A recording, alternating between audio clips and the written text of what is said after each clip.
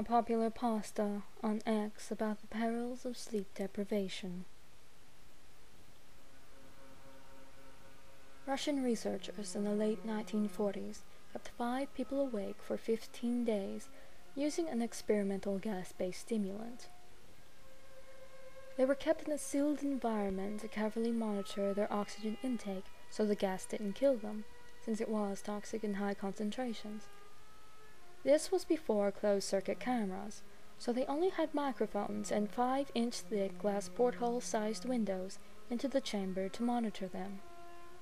The chamber was stocked with books, cots to sleep on, but no bedding, running water and toilet, and enough dried food to last all 5 for over a month. The test subjects were political prisoners deemed enemies of the state during World War II. Everything was fine for the first 5 days. The subjects hardly complained about being promised, falsely, that they would be freed if they submitted to the test and did not sleep for 30 days. Their conversations and activities were monitored, and it was noted that they continued to talk about increasingly traumatic incidents in their past. The general tone of their conversations took on a darker aspect after the 4-day mark. After 5 days, they started to complain about the circumstances and events that led them to where they were, and started to demonstrate severe paranoia. They stopped talking to each other and began alternately whispering to the microphones in one-way mirrored portholes. Oddly, they all seemed to think they could win the trust of the experimenters by turning over their comrades, the other subjects in captivity with them. At first, the researchers suspected this was an effect of the gas itself. After 9 days, the first of them started screaming.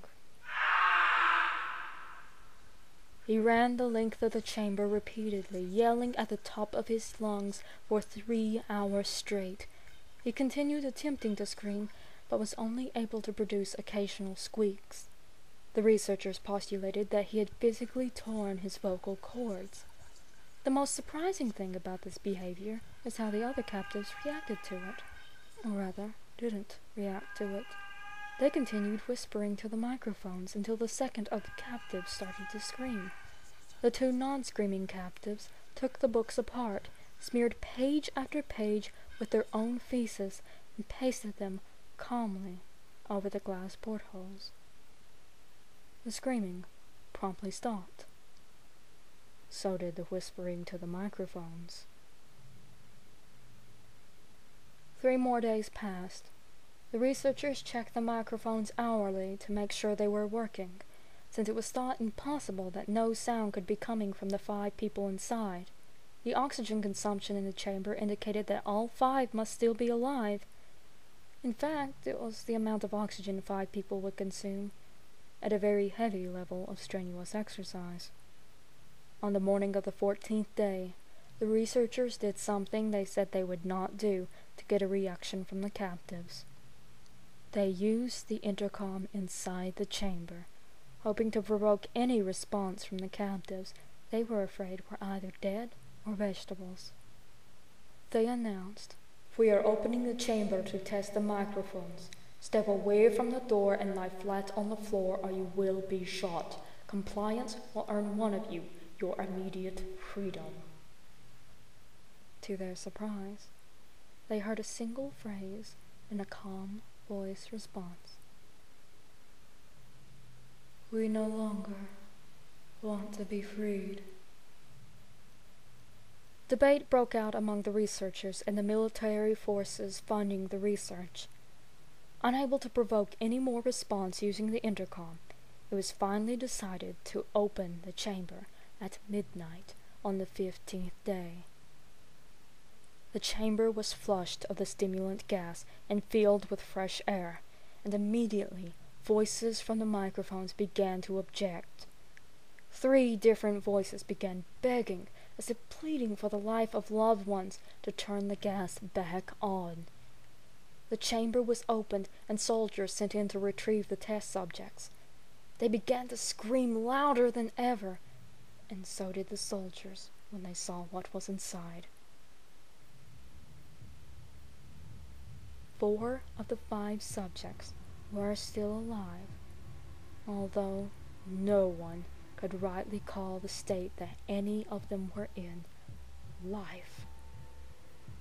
The food rations past day 5 had not been so much as touched.